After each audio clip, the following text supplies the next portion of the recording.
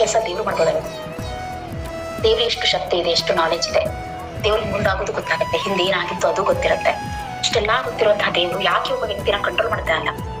ಹಿಂಗೆ ಇರ್ಬೇಕು, ನನ್ಗೆ ಗೊತ್ತಿರೋ ಏನಾಗುತ್ತೆ, ಇದು ಮಾಡಬಾರದು ಅಂತ ಯಾವ್ದಾದ್ರು ಯಾವತ್ತಾದ್ರೂ ಯಾವ ದೇವರಾದ್ರೂ ಬಂದು ಕಂಟ್ರೋಲ್ ಮಾಡಿದಾನ? ಜಸ್ಟ್ ಥಿಂಕ್ ಮಾಡಿ. ಸೊ ಯಾವ ದೇವ್ರು ಕಂಟ್ರೋಲ್ ಮಾಡಲ್ಲ. ದೇವ್ರು ಏನ್ ಮಾಡ್ತಾನೆ ಬಾಳ ಅಂದ್ರೆ ಸೇಮ್ ಅವ್ನು ಬಂದು ಹೇಳಲ್ಲ, ಯಾರಾದ್ರೂ ರೂಪದಲ್ಲಿ ಬಂದು ಹೇಳಿಸ್ತಾನೆ. ಹಿಂಗಿದೆ ಒಂದ್ ಸಲ ಹೇಳಿಸ್ತಾನೆ, ಅದ್ರ ಮೇಲೆ ಅವ್ರು ಮಾಡಕ್ಕೆ ಅವ್ರು ಮಾಡತಾರದ್ರೆ ಬಿಟ್ಬಿಡ್ತಾನೆ. ಆಯ್ತು ಮಾಡ್ಕೊಳ್ಳಿ, ಹೇಳೋದ್ ನನ್ನ ಕರ್ತವ್ಯ ಹೇಳಿದೀನಿ, ಅದರಿಂದ ಏನೋ ಒಂದು ಅನುಭವ ನಿಮಗೆ ಆಗ್ಬೇಕಾಗುತ್ತೆ, ಆಗುತ್ತೆ, ಎಕ್ಸ್ಪೀರಿಯನ್ಸ್ ತಗೊಳ್ಳಿ. ಸೊ ಒಂದ್ರು ಕೂಡ ಆತ್ಮಭೂಮಿ ಬಂದಿರೋದು ಅನುಭವ ತಗೊಳಕ್ಕೆ.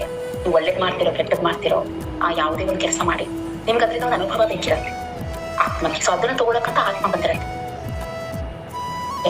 ಸೊ ಹಿಂಗ್ ನೋಡಿದಾಗ ಪ್ರೀತಿ ಅಂದ್ರೆ ಜಸ್ಟ್ ಸ್ವಾತಂತ್ರ್ಯ ಅಂದ್ರೆ ಕಂಪ್ಲೀಟ್ ಆಗಿ ಅವ್ರು ಏನೇ ಮಾಡಕತ್ತೋ ಅದ್ರಿಂದ ಅವ್ರು ಹಾನಿ ಆಗ್ತಾ ಇದೆ ಅಂತ ನಿಮ್ಗೆ ಅನ್ಸಿದ್ರು ಕೂಡ ನೀವೇನು ಹೇಳಾರ್ದೇನೆ ಆಕೆ ಇಷ್ಟವನ್ನ ಮಾಡ್ಕೊಂತ ಬಿಡೋ ಸ್ವಾತಂತ್ರ್ಯ ಅಲ್ಲ.